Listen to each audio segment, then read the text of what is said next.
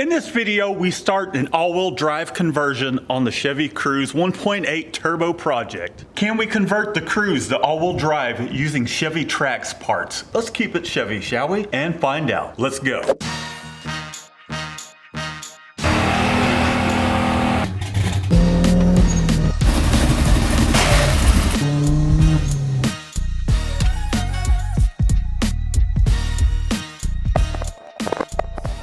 Welcome back. If you're new to the channel, I'm Matt. Let's go ahead and kick this project off and go and pick up some parts to start this all-wheel drive conversion. Let's go. I've got a U-Haul trailer to, essentially I'm going to the junkyard, found an all-wheel drive Trax. They have the subframe, the rear CV axles, the differential, drive shaft. I think the transfer case on this one might be damaged. I would need the driver's side, or excuse me, passenger side CV axle. However, this is a front end collision car. Not a big deal. I can always source that online on eBay.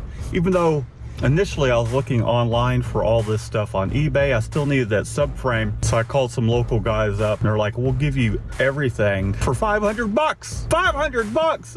With all that stuff in my cart in eBay, it was closer to 2 grand. So I'm like, 500 bucks, I'll be there. There's a handful of other things I will still need, and we're going to make this work with the current manual transmission. They do have a Vauxhall or Opel Mocha, which is practically the same exact damn thing. I'm sure GM did their usual thing and just bought up some vehicle that was already made, gave it a different badge, you know, called it something else. They do have a manual version, and there are a few parts that I need. One of the parts I won't be able to get, I'll just have to design.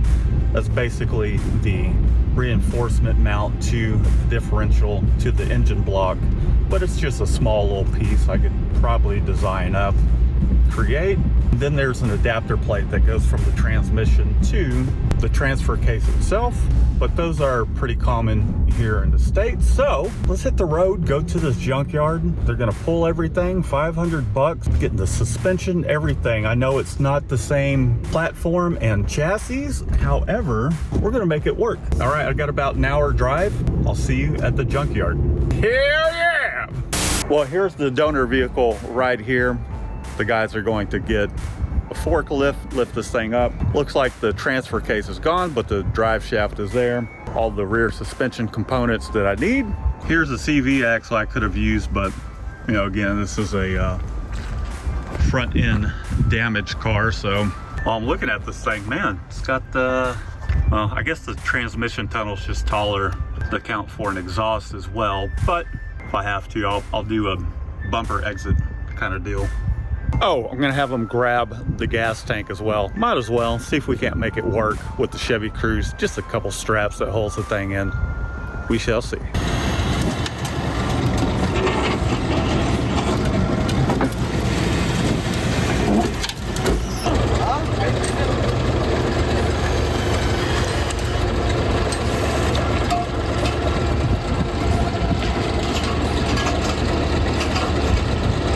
Now it's just a waiting game. It's Monday for them and it's slow. It's cleanup day.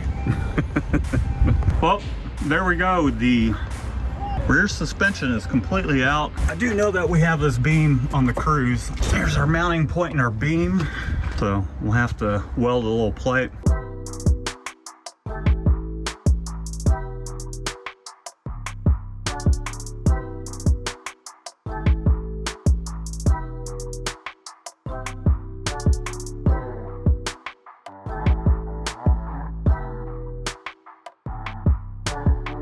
I've got everything power washed, got a lot of that dirt off. She's looking a little better.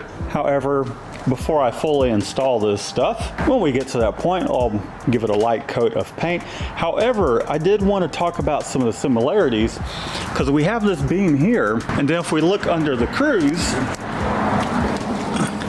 I got that same style of beam right there, and that's for the suspension arms, which this type of suspension just doesn't have it. It's more of a ladder bar kind of setup, almost like a solid axle. And the Cruze is the same thing. You can see the axle, except this one is just straight.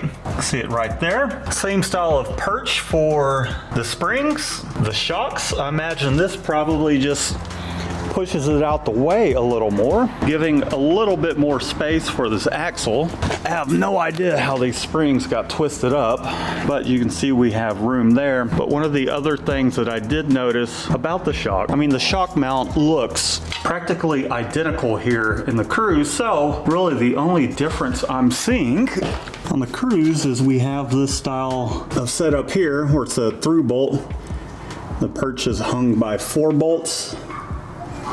So who knows, I might just be able to see if it'll fit into the stock perch and see where everything fits. So I'm going to disassemble this a little further so that way we can make some of these parts a little more manageable and I can shove them in the garage. And then we'll take it piece by piece. So I'm going to disassemble this.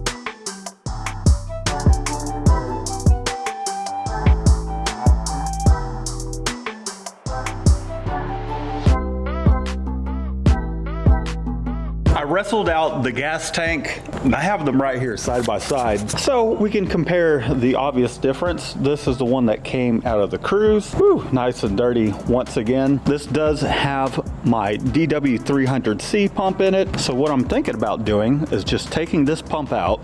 They look like the same size. Really, the only difference is there's a fuel sending unit on that side as well as this side. So it'll start draining gas from this side, siphoning it over there. The fuel sending unit here will read half the tank on and then another half for over here. With my Cruze setup, we just have the one fuel sending unit. This side can drain, but as soon as this side starts draining, we'll know that the gas tank is getting empty. But the bigger question is, will these pumps exchange? And can I fit that damn gas tank inside the Cruze so we can make it work, the all-wheel drive setup?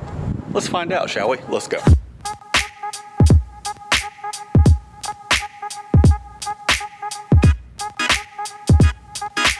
Woo! Ran out of daylight, but there we are, ladies and gentlemen.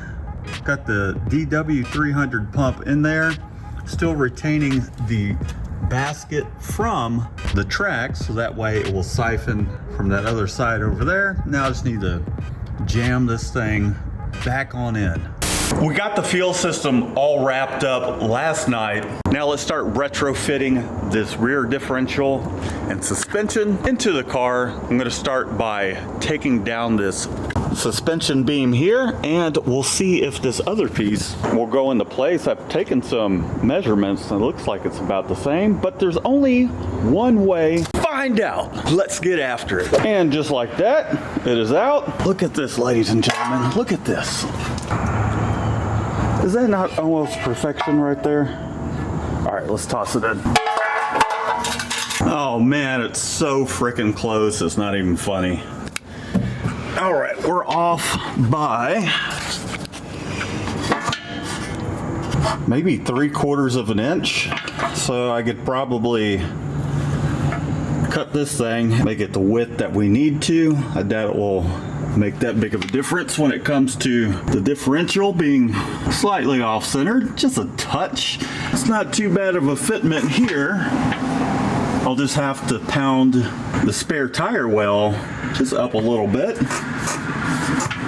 All right, let's get this thing down and then we can modify this. I might just toss a jack up underneath it for now. See where the rear diff is going to sit up under here, but we should have a ton of space. Well, only one way to find out. My camera died on me while I was cutting this. However, I think you get the point. We removed 1/2 inch.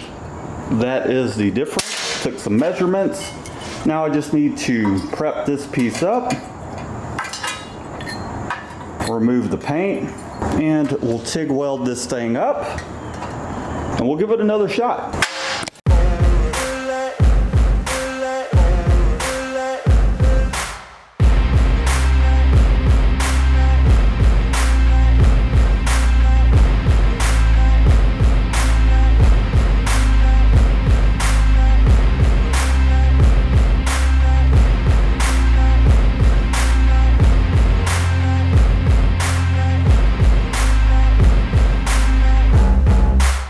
This thing all welded out. I just need to grind this portion here flush so that way this will mount up flush underneath the chassis. So I'm gonna go ahead and do that, and then we'll see how it fits.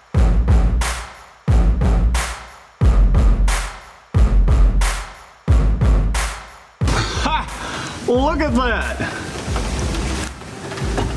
I really didn't have to do anything to the spare tire. Well, we're all mounted flush. She's in there solid. Now let's toss the diff in there and then we'll make a mounting point for it. Well, that's about as far as I can jam this thing up in there. However, I got a sneaking suspicion that this will line right up with this unibody kind of center beam, whatever you want to call it. This is the structural piece right here. And if this mounting point lines up, we can just weld on some reinforcement with a bolt on the underside and mount it that way. But for shits and giggles, I have a sneaking suspicion. So what I'm going to do is just cut this beam here, just to clear this for now.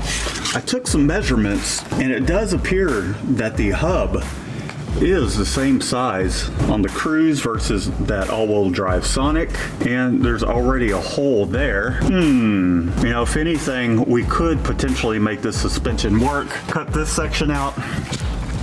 Take that hoop-de-hoop section, cut it, weld it. Then I wouldn't have to worry about these mounting tabs from this other suspension, and then we can figure out this part of the suspension. Who knows, maybe it's not even needed. But for now, I'm gonna cut it there just so we can get this diff in there and we can make some progress. Well, change of plans. I'm just going to remove this suspension, toss the Sonic suspension under there, and then we'll go from there. I think that's, yeah, that sounds better, right? Yeah, I think so too. All right, let's go. Well, there we have it. I got the rear suspension out of the car. I'm going to take some measurements from this perch point back to the center of this hub, see what the difference is, if any, and then we'll just slide this thing up under there. See how it all fits. Well, that's not going to work because we're already hitting the unibody here, or the chassis. So what I'm thinking is, I did take some measurements and the hubs seem to be the same, so I'm going to see if I can interchange one of those sides. If that is the case and this axle clears, then we could probably just take this section right here, just cut it off and weld it to the Cruze rear suspension. All right, let's give that a try. It's another day, making some progress here. I got this side pulled off over here. Man, these axles were really stuck. This one's still jammed in there. You probably see all this PB blaster on the ground. But the great news is these hubs, the Trax all-wheel drive hubs, fit right up to the stock Chevy Cruze suspension here. However, we are a little tight right here. I can engage this. That's about as far as I can jam it in there. You'll notice the main difference. You see how much more meat we have right here. Well, it just looks like this is machined and opened up a little more, because you can see where the bolt would see, and it cuts right into it. So I'm thinking what I could do is just open the bore up on the stock suspension. I'm still thinking about the best way to go about doing that, whether that's just taking a carbide bit, or taking my time opening it up. I think there's probably about 1/4 of an inch circumference, maybe more, I don't know. I took some measurements, but I forgot what it is off the top of my head. So that's something else that we need to tackle. This view right here, we need to figure that out. Once we get that tackled, then we can toss the CV axles in, get the suspension up in there, and we'll be able to figure out whether or not the springs are going to be in the way, as well as the shocks. This is going to be a process. I was hoping we'd be able to bolt this Sonic suspension up. However, we'll improvise it and make it work. This is gonna work. It will. As it stands now, I'm working on designing a bracket to mount the front of the differential right there. Have the drive shaft running along, going into the tunnel. Plenty of space there. I think that angle is just fine, plenty of room. Who knows, I still need to jam the gas tank up in here. So that's something else we need to do and test fit.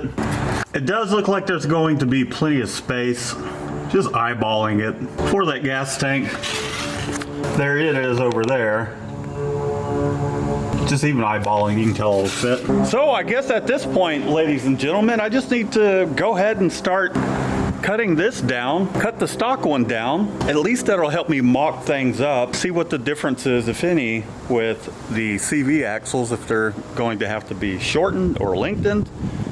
I think with the drive shaft, it probably will need to be lengthened. However, let's do that first. Let's just focus on the rear, get all that done, and then we'll move to the front of the car. Let's do this. I've got some lines scribed, a little center marking. We got this thing nice and flat on the ground. Did that to both sides. I just used some zip ties in order to get a perfect circle, nice and aligned.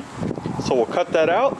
Then we'll do the same for the other beam of the suspension, whatever you want to call that damn thing. We'll take a measurement of what and I've done it already off camera, but we should be able to cut this section out where it's round on both of these and then just weld this beam up.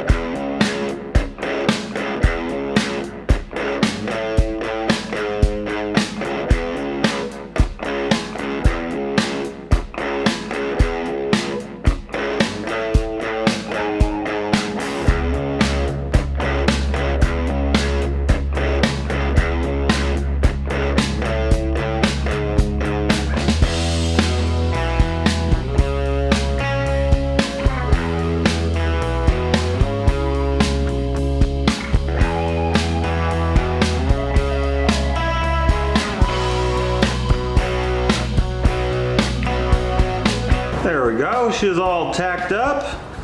See, I did put a little bit of a bevel there. Same thing on this side over here. I'm gonna toss this in the car, install the differential, and make sure we're clearing. If it clears, we'll fully weld it out and we'll move forward. Oh, and while we're under there, we'll halfway insert a CV axle. See if it clears with the springs and all that stuff. All right, let's check it out. Well, at its lowest setting, it is angled down quite a bit. That drop in the suspension there wasn't enough, so we'll have to figure out some sort of U-bend or something right there. But we're off to a good start though. Well, I'm going to end the video there. We're off to a pretty good start. Obviously, there's a lot of things I still need to figure out. And you're more than welcome to join in. Let me know what you think down in the comments. I'm gonna continue thinking about some of this stuff. Your feedback is greatly appreciated. Don't forget to subscribe if you're new to the channel. Give this video a thumbs up. Until next time, peace out. Peace out.